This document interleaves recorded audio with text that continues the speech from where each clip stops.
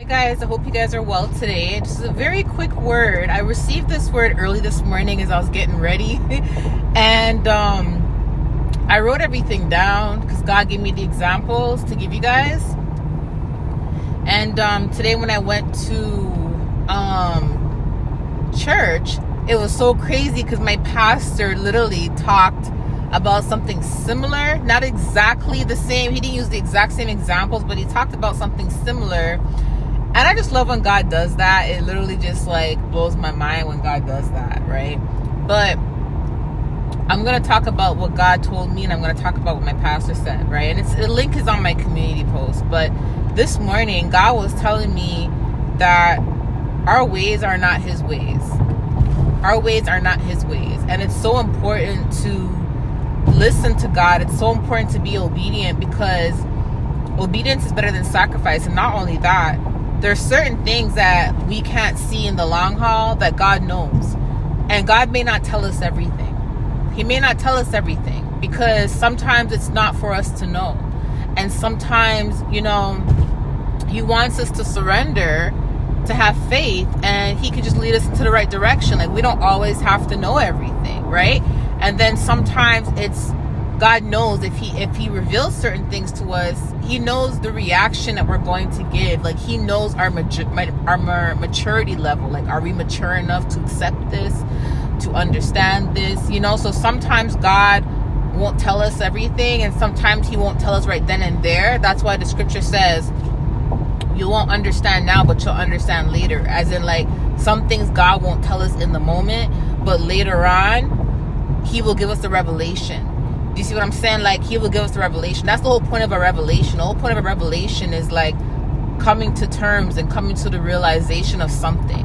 If you always get the answers right then and there wouldn't be any room for revelations, right? So revelations are usually things that come in when you least expect it. It's almost like, it's like things that, it's like information, knowledge, wisdom, understanding that comes when we least expect it to come, right? And it makes sense. It starts to connect pieces together for us so we're able to see the bigger picture. But God's ways are not our ways. So, the word that I got this morning was some of you guys were feeling a little bit abandoned, and you were feeling a little bit like, why is it every person I have in my life, something always happens? It's almost like they end up being taken away from me, or it's almost like they cut ties with me, or it's almost like things don't work out. And sometimes you guys may go into a place of sadness because of the separation or the isolation, or because, sometimes it can be a lonely walk, right? But even when it comes to waiting for certain things, waiting for the right friendship, waiting for the right relationship, waiting for certain things, you guys may complain, or you guys may not understand why we have to wait sometimes. But to be honest, a lot of it is also out of protection.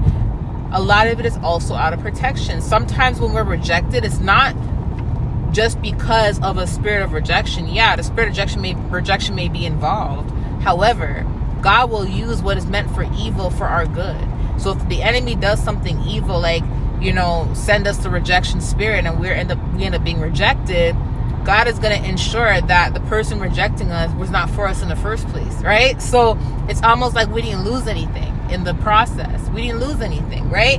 So rejection is also God's protection. And sometimes it's not just about rejection. Sometimes it's about just like waiting for God's timing and not questioning him all the time when it comes to certain things, just trusting him and having faith in him, right? The friend that you may be questioning God about, that God may have removed you from, or that may have betrayed you, that betrayal could have been 10 times worse, and God may have prevented you from being betrayed 10 times worse. You see what I'm saying? That job that rejected you, or that job that you got fired from, right, or that didn't work out at, things could have gotten worse. Something bad could have happened while you were at that job that could have cost you your life. That could have caused you, a tarnished reputation, right? Something bad could have really happened. So because we can't see the bigger picture all the time, we don't see the deeper battles behind things, but God knows the deeper battles behind things. We may just see that what we're going through in the moment may be the hardest battle that we're fighting, but 2 months from now or a year from now, there would have been a heavier battle that could have possibly taken our life, or that could have possibly gotten our reputation ruined, or it could have really put us through depression, right? So God was preventing things from getting worse, right? It's similar to like God telling you to move. You may be like, God, why are you telling me to move? Like, this doesn't make no sense. And you're questioning God whether you should move or not, and you're questioning why you should move. And what God is trying to prevent is He's trying to prevent that house fire that He can see coming up a year from now. Do you see where I'm going with this, guys? So God may not tell us everything in that moment. He may not tell us everything in that moment. And sometimes the battles that we go through in the moment feels like it's the toughest battle, but the battle could have been 10 times worse, right? There was a point in 2016 where I had to jump the balcony to the neighbor's balcony to get away from someone that was at my door trying to kill me. And I ended up getting arrested for something I never did that night. But that arrest actually saved my life, because in my unit was the Reaper spirit, and that Reaper spirit was trying to get me to commit suicide.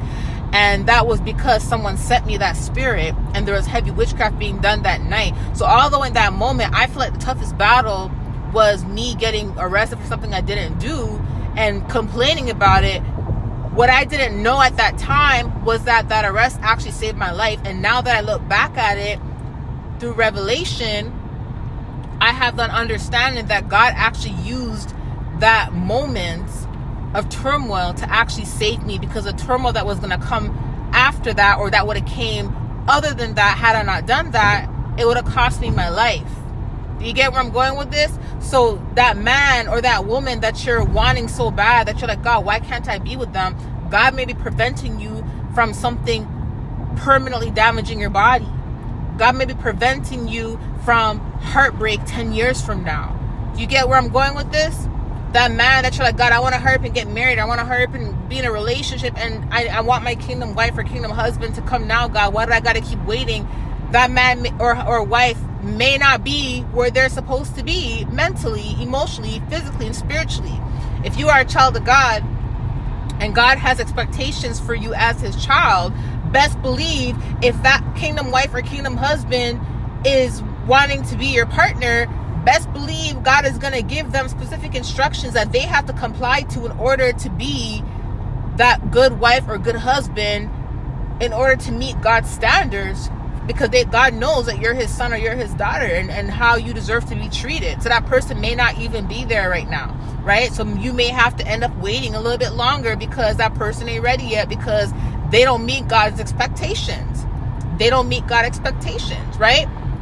So these are examples that I'm giving you, and I'm letting you know that when God tells you to wait, or when He tells you to be patient about something, or when He tells you to do something that may not make sense to the prophecy He gave you, still do it, because God is not a liar. If He tells you something is going to happen, but the transportation that He may send you on towards that prophecy may change. So He may put you on a boat, and then He may put you on a plane, and then He may take you off the plane and say, take the train instead. Do you see where I'm going with this? So the prophecy will still be there, but the transportation will be different. So when He gives you certain instructions, even if it doesn't feel like it aligns with your prophecy, if God is not a liar, just trust Him. God may tell you, hey, you have to move out of the country and you have to move to Thailand, right? And you're like, God, but you said that I have to marry my kingdom wife or my kingdom husband, and they live in the U.S. Why should I move to Thailand? That makes no sense. It's going against the whole prophecy. God is like, my child, just listen to me. Just do it. Just go. Just move to Thailand. And you may be questioning God, not knowing why, and thinking that it's going against your prophecy. And next thing you know, a year from now, 2 years from now, your person actually ends up saying that they have to move to Thailand, right? So, but you didn't know that at that time, right? You just had to comply, right? So the point of me saying this is God's ways are not our ways. Lean not on your own understanding, and trust the plans that He has for you. What my pastor said today was very similar. He said that God gave him instructions. He obeyed these instructions in the beginning. He didn't want to obey, but he ended up obeying, and that's when he met his wife. Okay, that's when he met his wife. So, and he literally said, we have to go based on God's will, not our will. We got to pray for God's will. So when we're praying at night, we got to pray towards God's will for our life, not our will. Okay, I love you guys. I'll talk to you soon. Bye.